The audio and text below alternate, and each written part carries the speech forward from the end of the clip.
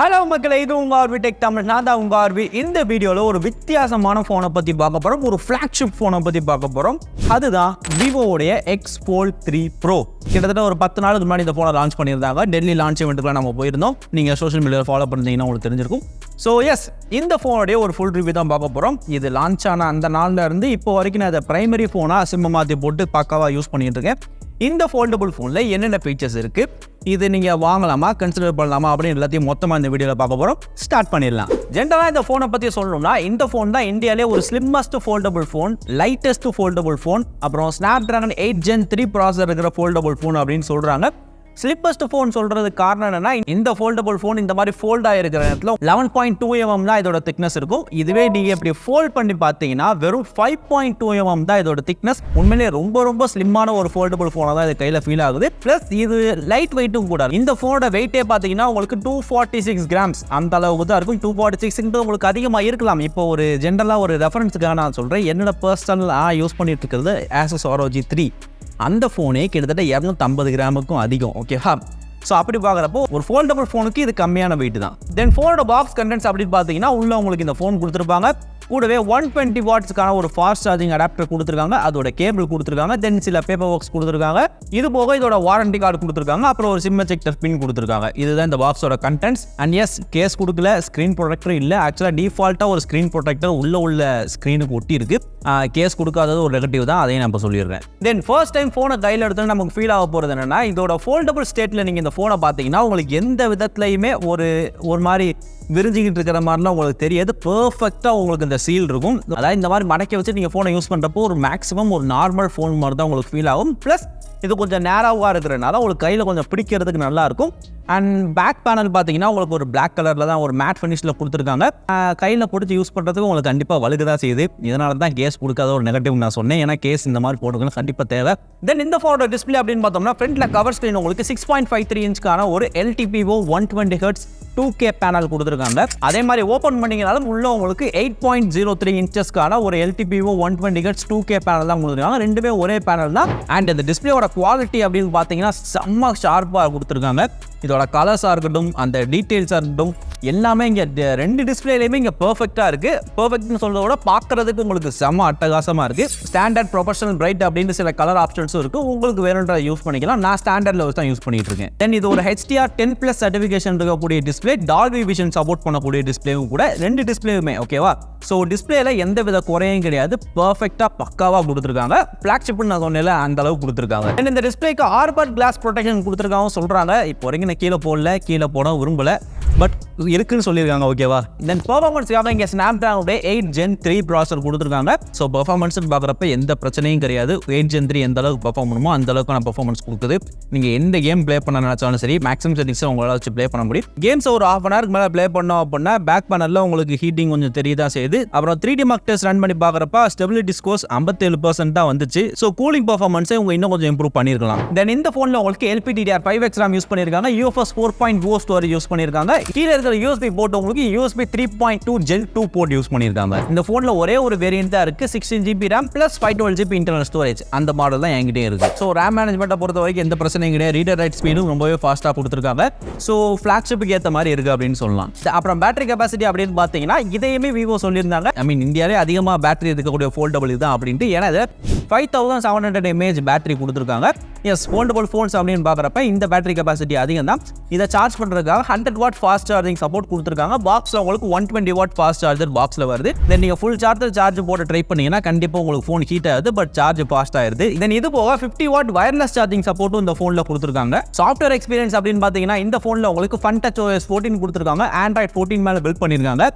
Software எக்ஸ்பீரியன்ஸில் தான் எனக்கு நிறையவே பிரச்சனை வந்துச்சு இனிஷியலாக. அதாவது நான் ஃபோன் என் கையில் கிடச்சி ஒரு 5 நாள் வரைக்கும் அந்த பிரச்சனை இருந்துச்சு. இந்த உள்ள ஸ்க்ரீனுக்கும் வெளியே உள்ள ஸ்க்ரீனுக்கும் நிறையவே பஞ்சாயத்து இருந்துச்சு. குறிப்பாக யூடியூப்லாம் பார்த்தீங்கன்னா, நான் இப்போ ஃபோன் இப்படி வச்சு யூஸ் பண்ணிட்டு இருக்கேன் அப்படின்ற பட்சம் ஏதோ ஒரு வீடியோ கிளிக் பண்ணேன்னா எனக்கு ஓப்பன் ஆகாது.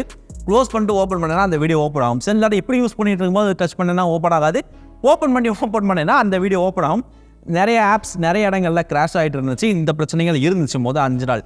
அதுக்கப்புறம் ஒரு சாஃப்ட்வேர் அப்டேட் ஒன்று கொடுத்தாங்க. அந்த அப்டேட்டில் பார்த்தீங்கன்னா இந்த இஷ்யூலாம் ஃபிக்ஸ் பண்ணிட்டாங்க. அந்த அப்டேட்டுக்கு அப்புறம் எனக்கு எந்த விதமான, நான் இப்போ வரைக்கும் சொன்னேன் பார்த்தீங்களா இஷ்யூஸ்ன்னு, அந்த இஷ்யூ எனக்கு இப்போ வரைக்கும் எதுவுமே வரல. ஸோ சாஃப்ட்வேர் இஷ்யூஸ் நல்லா ஃபிக்ஸ் பண்ணியிருக்காங்க. தென் இது ஒரு ஃபோல்டபுள் ஃபோன் அப்படின்றனால இந்த ஃபோல்டை வச்சே இதுக்காக சில ஃபீச்சர்ஸ்லாம் கொடுத்துருக்காங்க. ஃபர்ஸ்ட் ரியர் கேமரா செல்ஃபி, முன்னாடியே ஒரு ஸ்க்ரீன் இருக்கிறதுனால உங்களால் இந்த மாதிரி வச்சு பேக் கேமரா வச்சு உங்களால் செல்ஃபி எடுத்துக்க முடியும். அந்த குவாலிட்டி அட்டகாசமாக இருக்குது. அதை கேமரா பற்றி பேசும்போது நான் சொல்கிறேன். தென் இதுக்கப்புறம் ஆல்பம் ப்ரிவ்யூ, அதாவது நீங்கள் கேமரா யூஸ் பண்ணிட்டு இருக்கும் போதே உங்களுக்கு சைடில் நீங்கள் எடுத்த ஃபோட்டோவோட ஆல்பமும் ஒரு ப்ரிவ்யூ பார்த்துக்கலாம். ஸ்ப்ளிட் ஸ்க்ரீன் மோட் அப்படின்றப்ப ரெண்டு ஆப் ஒரே டைம் உங்களால் யூஸ் பண்ணிக்க முடியும். ஸ்ப்ளிட் ஸ்க்ரீன் மோடில் உங்களால் இந்த ஸ்க்ரீனில் இருக்கிற கண்டென்ட்டை தனியாக ஸ்க்ரீன்ஷாட் எடுக்க முடியும், இந்த ஸ்க்ரீனில் இருக்கிற கண்டென்ட்டை தனியாக ஸ்க்ரீன்ஷாட் எடுக்க முடியும், ரெண்டுமே சேர்த்து கூட ஸ்க்ரீன்ஷாட் எடுக்க முடியும்.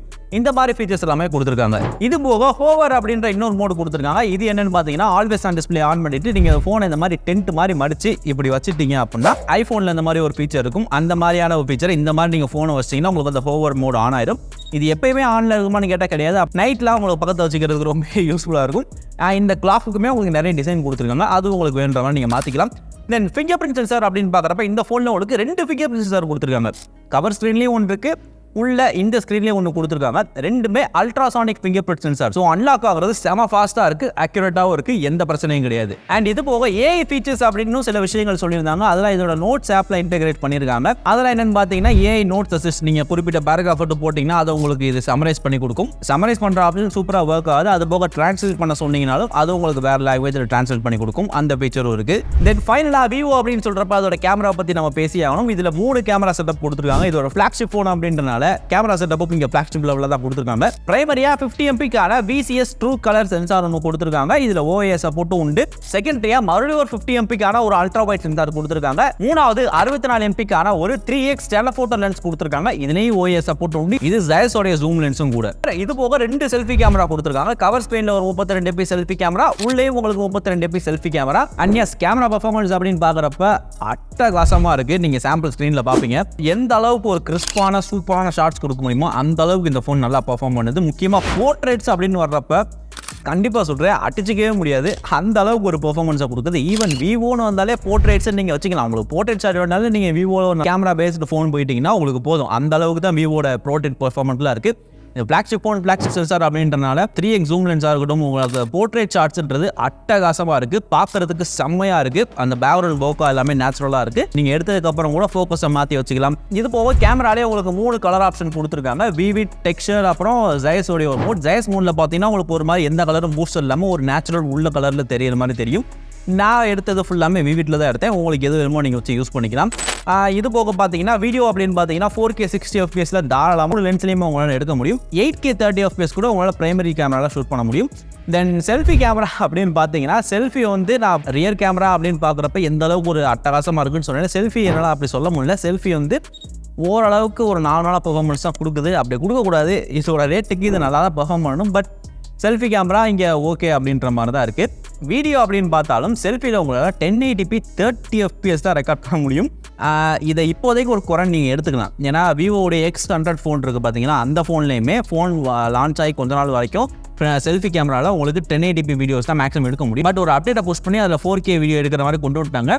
இதுலேயும் கொண்டு வர முடியும், கொண்டு வருவாங்களான்னு தெரியல. இப்போ இந்த வீடியோ எடுத்துக்கிட்டு இருக்கிறப்ப இதில் 1080p 30 FPS தான் மேக்ஸிமம். அது 30 FPS தான் மேக்ஸிமம், 60 கூட கிடையாது. இது போக 4Kலேயே உங்களால் சினிமேட்டிக் போர்ட்ரேட் வீடியோஸ் ஷூட் பண்ண முடியும்னு சொல்லியிருக்காங்க. அது ஒரு நல்ல விஷயம். தென் எஸ் இது ஒரு ஃபோல்டபுள் ஃபோன் அப்படின்றனால உங்களால் இந்த பேக் கேமரா யூஸ் பண்ணி உங்களால் செல்ஃபியில் ஷூட் பண்ண முடியும். அண்ட் எஸ் ஸ்பீக்கர்ஸ் அப்படின்னு பார்த்தீங்கன்னா இல்லை ஸ்டீரியோ ஸ்பீக்கர்ஸ் கொடுத்துருக்காங்க.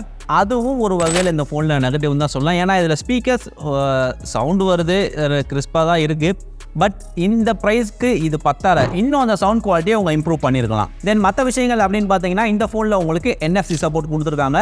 கிட்டத்தட்ட 17 5G பேண்ட் சப்போர்ட்ஸ் இருக்குது. ப்ளூடூத் 5.0 சப்போர்ட் இருக்குது. அது போக IPX8 ரேட்டிங் கொடுத்துருக்காங்க. IPX8 அப்படின்னா இந்த ஃபோன் வாட்டர் ரெசிஸ்டண்ட்டாக மட்டும் தான் இருக்கும், டஸ்ட் ரெசிஸ்டண்ட்டாக இருக்காது. பட் ஒரு ஃபோல்டபுள் ஃபோன் அப்படின்னு பார்க்குறப்ப டஸ்ட் ரெசிஸ்டன்ட் இருக்கணும். பட் இதில் இல்லை அப்படின்ற ஒரு விஷயம் தான் ஒன்று. தென் ஃபோல்டபுள் ஃபோன் அப்படின்றத நடுவில் வந்து க்ரீஸ் இருக்கும் பார்த்தீங்களா, அது நோட்டிசபிளாக இருந்துச்சான்னு கேட்டிங்கன்னா இப்போ வரைக்கும் நான் இந்த ஸ்க்ரீனில் கண்டென்ட் பார்த்தேன் அப்படின்ற பட்சத்தில் எந்த இடத்துல எனக்கு அந்த க்ரீஸ் ஃபீல் ஆகலை. அது எந்த டிஸ்டர்பன்ஸாகவும் இல்லைன்னு வச்சுக்கோங்களேன். பட் நீங்கள் பார்க்குற கண்டென்ட் வந்து எப்படினாலுமே உங்களுக்கு 16:9 இருக்கும், இல்லை 21:9 அந்த ரேஷியோவில் இருக்கும். அப்படி உள்ள படத்தில் நீங்கள் பார்த்தீங்கன்னா உங்களுக்கு டாப்லையும் சரி பாட்டம்லையும் சரி ஒரு பெரிய கோடு ஒன்று தெரியும். இதோடைய அந்த ஆஸ்பெக்ட் ரேஷியோவே கிட்டத்தட்ட அந்த மாதிரி தான் இருக்கும். அப்படின்றனால உங்களுக்கு டாப்லேயும் இதுலேயும் உங்களுக்கு பார் வரத்தான் செய்யும். இந்த ஓப்பன் பண்ணி வச்சு இந்த மோடில் யூஸ் பண்ணுறது நல்லா இருக்கான்னு கேட்டிங்கன்னா நார்மலாக யூஸ் பண்ணுறப்போ ஒரு பெரிய ஸ்க்ரீன் நல்லா இருக்குது. முக்கியமாக கேமில் ஆடுறப்ப செம்ம சூப்பராக இருக்குது. அதில் வந்து எந்த மாற்று கருத்தும் கிடையாது. நீங்கள் எந்த கேம் ப்ளே பண்ணாலும் சரி, மேக்ஸிமம் ஒரு ஹை-எண்ட் கேம்லாம் நீங்கள் ட்ரை பண்ணீங்க அப்படின்னா அதை விளாட்றதுக்கே உங்களுக்கு நல்லா இருக்குது இந்த பெரிய ஸ்க்ரீனில். ப்ளஸ் நீங்கள் PS2 எமுலேஷன் இந்த மாதிரிலாம் ட்ரை பண்ணீங்க அப்படின்னாலும் அதுவும் இங்கே சூப்பராக பண்ணியிருக்காங்க. அதை ப்ளே பண்ணுறதும் இங்கே செம்மையாக இருக்குது. ஸோ ஓவராலாக பார்த்தீங்கன்னா விவோ கிட்ட இருந்து ஒரு அருமையான ட்ரை நம்ம இந்தியாவுக்கு. ஸோ இதில் குறைன்னு சொன்னோம்னா சில விஷயங்களை சொல்லலாம். ஃபர்ஸ்ட், இதோட செல்ஃபி கேமரா கண்டிப்பாக அது இன்னும் கொஞ்சம் பெட்டராக இருந்திருக்கணும்.